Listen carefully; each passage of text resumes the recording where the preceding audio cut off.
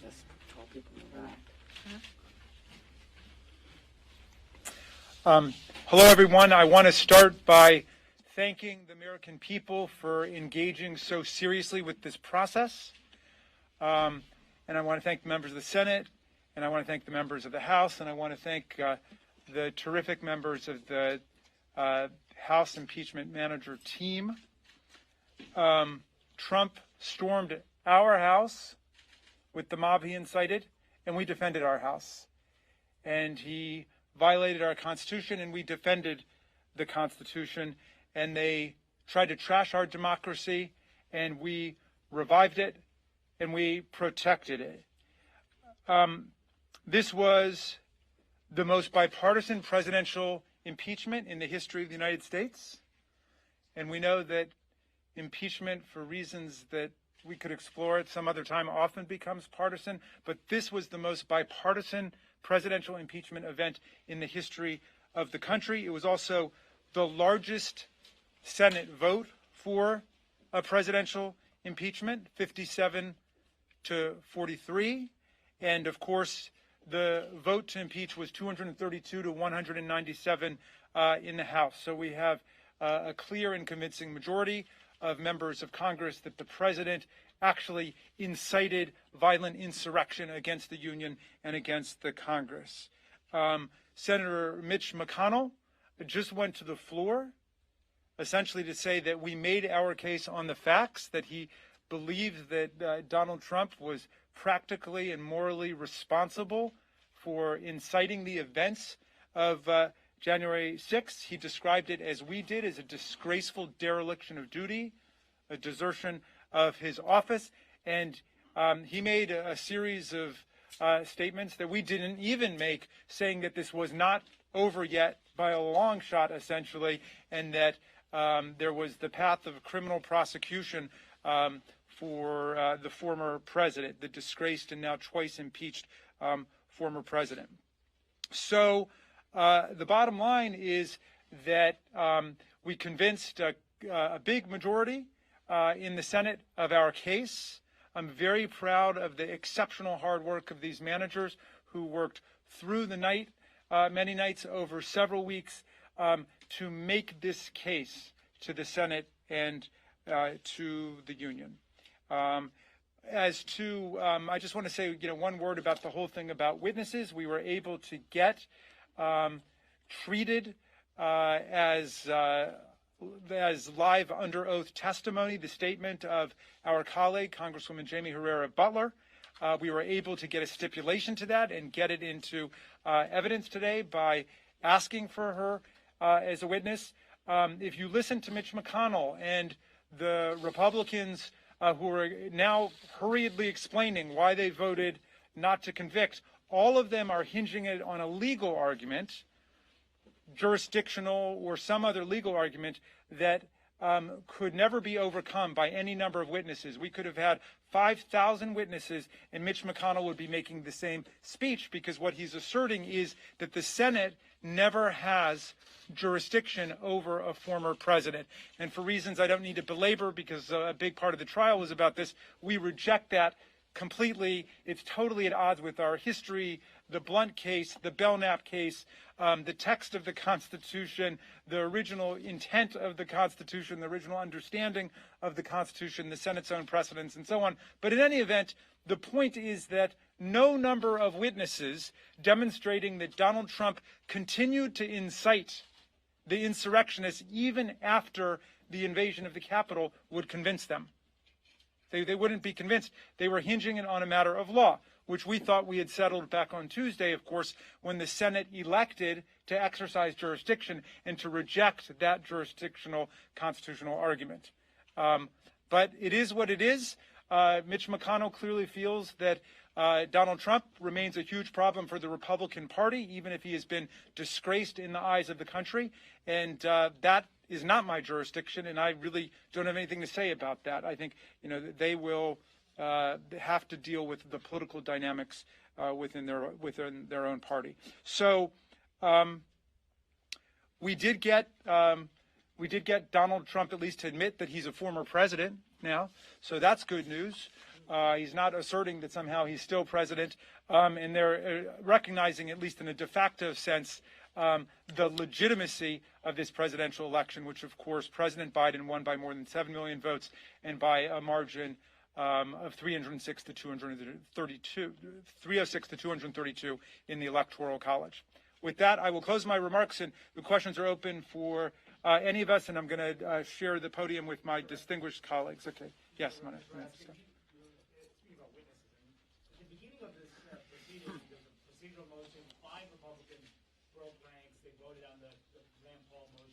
There were 6 on the constitutionality.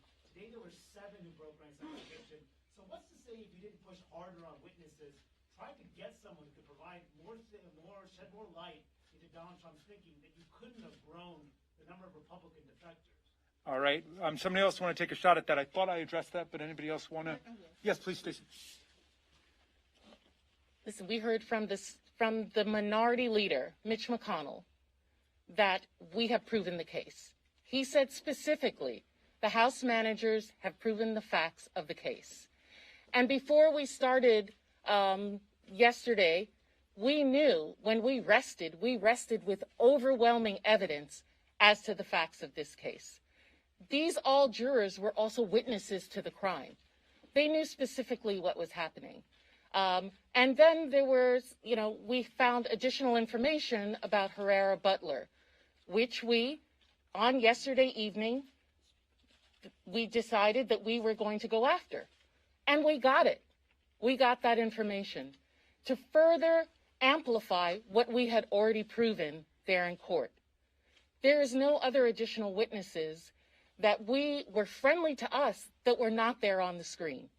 The body cameras of the Capitol police officers, how much more resonance would that have given to them than the actual seeing the day of the insurrection? Individuals that others of us would have liked to have called, like the president, who we invited, is in fact the defendant and does not have to testify. Other individuals who may have been there with the president were not friendly witnesses to us and would have required subpoenas and months of litigation. They are still litigating McGahn in Impeachment 1 a year later. And so we believe that we have shown that this president is a disgrace to our country. Mitch McConnell himself said that. These senators have decided to hang their hat on jurisdictional grounds which are not based in evidence, which are not based on the facts, and they will have to be judged for that. We have done our duty to the American people. Did you consider Kevin McCarthy at all as a possible witness? Well, let me introduce Speaker Pelosi, and I'll come to you next. Thank you. It had not been my intention to come to this press availability, however tempting it would be to sing the praises of our House managers on behalf not only of the House of Representatives, on behalf of the American people, and I have to say personally on behalf of my grandchildren, who drew great hope and inspiration from each and every one of you. We could not be prouder of your patriotic presentations, the clarity in which you presented, and again, the inspiration that you have been to so many people. So I thank you for that. When I see all of them, it reminds me that when we recruit candidates to run for office, or we see them self-recruiting, we always say, and they'll say, well, I could be the president of my university, or I could be the head of my hospital department, or this or that. And so I have to think about whether I run for Congress. We always say, we don't want anybody without options. That's why we're looking to you to run, because you have options. That shouldn't be a reason for you not to run. But what we saw in that Senate today was a cowardly group of Republicans who apparently have no options because they were afraid to defend their job, respect the institution in which they served. Imagine that it would be vandalized in so many bad ways that I won't even go into here, and that they would not respect their institution, that the president of the Senate Mike Pence. Hang Mike Pence was the chant, and they just dismissed that. Why? Because maybe they can't get another job.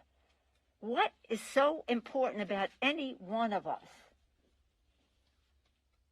What is so important about the political survival of any one of us that is more important than our Constitution that we take an oath to protect and defend? But why I came over was because I listened to Mitch McConnell. Mitch McConnell, who, when this distinguished group of House managers were gathered on January 15th to deliver the articles of impeachment, we're told it could not be received because Mitch McConnell had shut down the Senate and was going to keep it shut down until the inauguration. So for him to get up there and make this indictment against the president and then say, but I can't vote for it because it's after the fact that he established that it could not be delivered before the inauguration. Now, when you think about January 6th, between January 6th and January 20th, you're only talking about just under 2 weeks, a day under 2 weeks. So the big lie, stop the steal, the big lie that you talked about, stop the steal, was the momentum for getting these people there on the 6th. They honestly believe, for whatever reason, maybe too much social media, whatever. Watch Social Media, that movie. So why they were thinking that that was true, that the election was not legitimate, whatever the reason the president told them. So, okay, so that's the 6th. The week later, we impeach in the House. Thank you to those of you who participated right away. Jamie Raskin, Ted Lieu, and David Cicilline. Where's David Cicilline? They had it all written up and ready to go. Bipartisanly passed the House, and then 2 days later, ready with the case to take to the Senate. Oh, we can't receive it. Not a question. And then by the law, you're supposed to receive it and the next day start the trial. So for Mitch McConnell,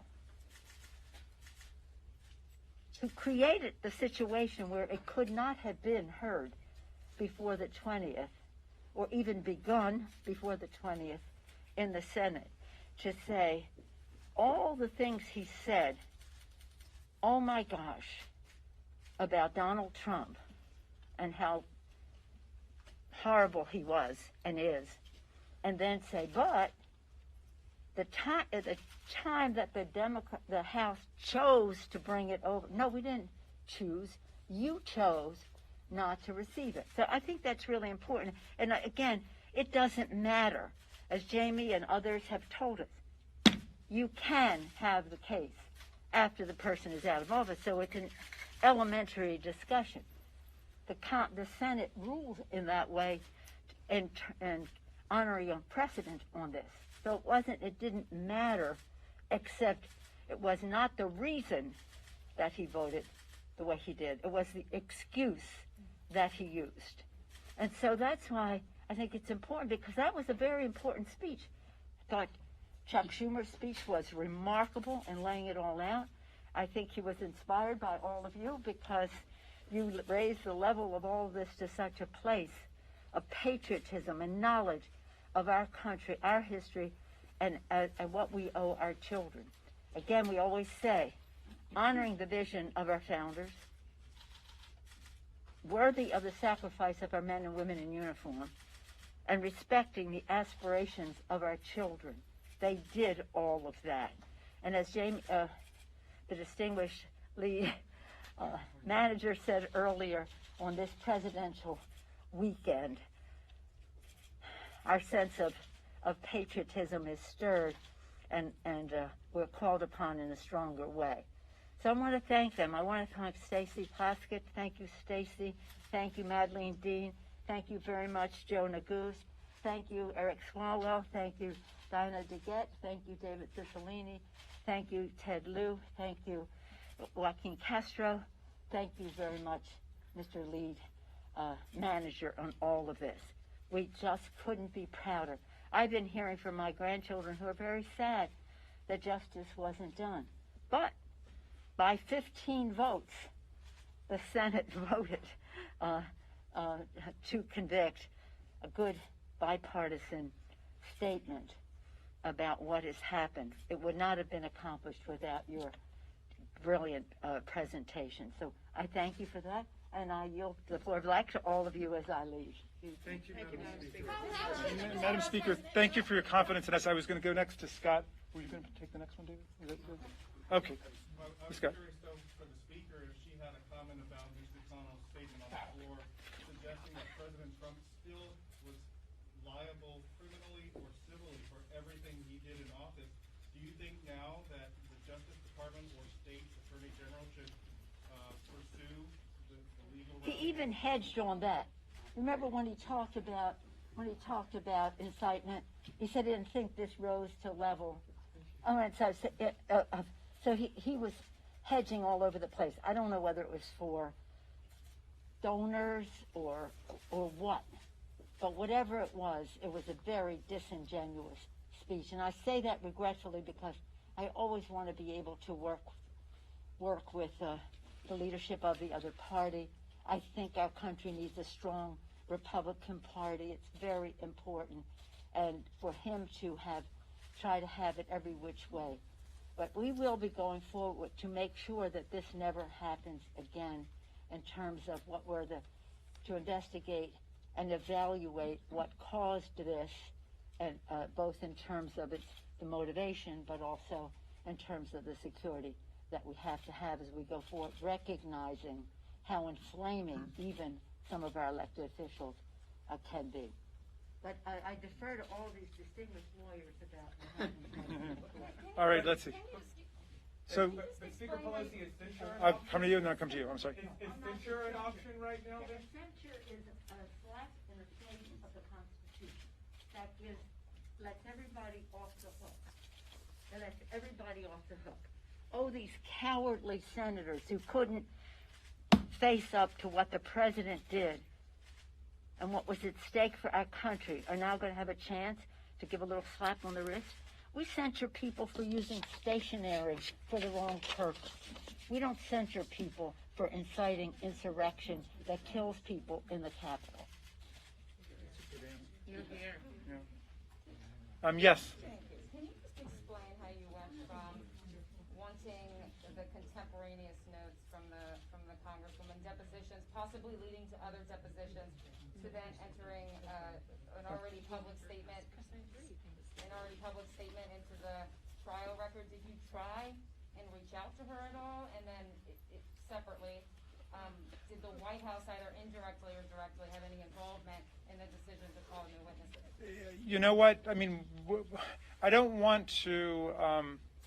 We tried this case as aggressively as we could on the law and on the facts. We did everything that we could. We got from the president's lawyers exactly what we wanted, which was the entering into the evidentiary record of the statement by our colleague, Congresswoman Butler. And we got that. I was able to read it before the entire country, and it became part of the case, and it became an important part of our case. If, again, we could have had 500 witnesses, and it would not have overcome the kinds of arguments being made by Mitch McConnell and other Republicans who were hanging their hats on the claim that it was somehow unconstitutional to try a former president, or that the First Amendment somehow gave him a right to incite violent insurrection against the Union. And though, they're going to have to live with those arguments that they made. But we think that we overwhelmingly proved our case. I think Mitch McConnell's statement showed that they knew we overwhelmingly proved our case. And all that might have happened if we had, bargained for 10 witnesses on our side, 10 witnesses on their side. The first person they said they wanted to bring up and to cross-examine is Nancy Pelosi. They would have turned the whole thing into a circus. And we conducted it with solemnity and legal seriousness and decorum, and you saw the conduct of the lawyers on the other side, and you know what Donald Trump's track record is. We were not going to allow them to turn it into a farce. Congressman Raskin, Yeah. why didn't you raise her comments sooner? You know, she said in her statement that she brought this up as early as January 12th, so why didn't you introduce it in the trial sooner? Why did you wait till The state, at least the first time that I saw the statement was yesterday. It was that statement was released yesterday. So, but she said she you know, what's interesting is that the premises on these questions is somehow that we failed to prove the facts of the case. I think in the eyes of the entire world and the country, we overwhelmingly proved the facts of the case. And Senator McConnell just conceded that. That wasn't the issue. And then you got to talk to the 43 senators who are basically saying no amount of facts would have made any difference to them because they didn't think that the president was subject to the jurisdiction of the Senate. That was the argument you just heard Mitch McConnell make. So forgive me for reacting strongly to that, but that seems to me to be a completely bizarre conclusion to these events, to say that somehow if we had just had one more witness, Mitch McConnell would have come over to our side. Just listen to his words. Yes. Congressman, thank you. Just to follow up on your earlier question, did the White House convey to you in any way that they did not want witnesses because it might draw out the process? Did the White House tell you they wanted a short, condensed trial? I never spoke to anyone from the White House or to President Biden or to Vice President Harris. None of them. No. And I made the call. So you want to blame somebody? I think we were just Yeah. trying to understand how, Yeah. in terms of witnesses, how you got from asking. Well, remember, you know, when you get in a situation like this, if we had needed any witnesses to make our case, then we would have gone all the way and insisted on witnesses in a 6-week trial or an 8-week trial or whatever. We didn't. We overwhelmingly proved our case. Senator McConnell, the leader of the Republicans in the Senate, just conceded that, right? All of them are saying, well, you won on the facts. But I think you're yeah. confusing. So- You said something. It was two things that we had to do, right? And we'll just take one more. We had to first have a motion for witnesses, which we did when we were supposed to do it, which was after the prosecution and the defense made their case. We made a motion to allow for witnesses. And then after that, we requested one witness. The Republican counsel for the president, the former president, said he was going to bring 100 witnesses. We got the essence of what we wanted, which was the statement of Congresswoman Jamie Herrera Butler. The defense got nothing. And I think that what you're doing is making a lot out of and dismissing the incredible evidence of havoc, mayhem, and what this president had done over a period of months to bring destruction to our democracy by talking about if you had 2 or 3 more witnesses, what was going to happen. One thing I would just add to it is remember there's a reason that the request for witnesses comes at the conclusion of the case. Because we had an opportunity to see the former president's counsel and decide whether we needed to provide additional witnesses. Don't forget, our case was filled with dozens of witnesses who were presented by way of video and statements and recordings. And it was only last night we learned about this new information, and we got the best of both worlds. We got that testimony in the record before the jury without any risk associated with it. And that's important to remember. This is a congresswoman who repeats a telephone call between Kevin McCarthy and the former president of the United States in which Kevin McCarthy is pleading for help, saying, help us, we're under attack. The president first tries to blame another group, Antifa, and he says, no, Mr. President, these are your supporters, and we're in danger here. And he says, well, Kevin, maybe they care more about the election than you do. That came before the Senate jury through the statement that Mr. Raskin read. So we got the evidence in of the witness that we wanted to present, and that was a victory for us. The defendant, President Donald John Trump, was let off on a technicality. And that's essentially what you heard Mitch McConnell say, that they let him off on what they perceived, at least, to be a procedural issue, which was because of the constitutionality of the matter, they couldn't proceed to the substance. Doctrinal interpretation, both on the liberal side and the conservative side, strongly disagrees with that assessment, but they let him off on a technicality. And you also heard Mitch McConnell go up there and say, essentially, that we overwhelmingly proved our case, that substantively Donald Trump is guilty of inciting an insurrection. And it has been, I know for all of us, an honor to work and a solemn honor to work on this case.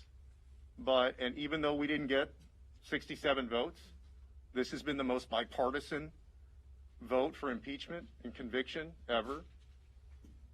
And we know that we spoke the truth on the Senate floor. And the American people, by and large, have agreed with us.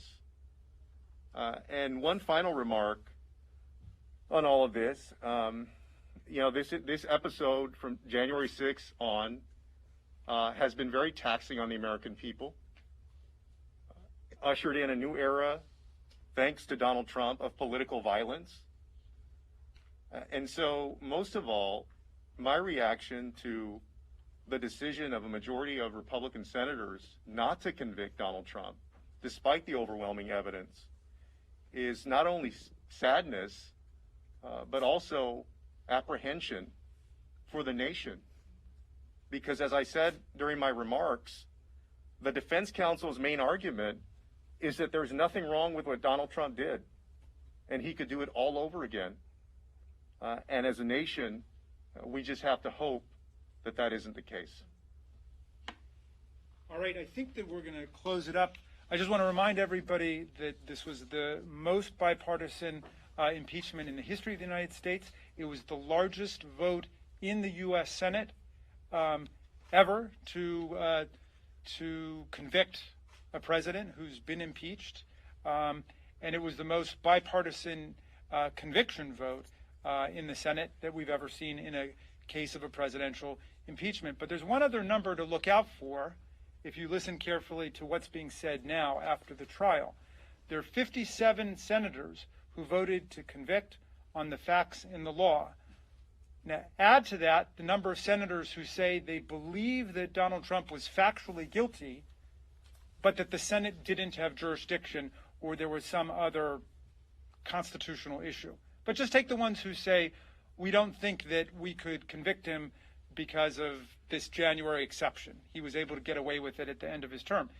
If 10 or 15 or 20 of them say that, that means you've got a supermajority who are saying that the president actually is guilty of his crimes, which we think we have overwhelmingly and convincingly demonstrated to the American people. Thank you all very much.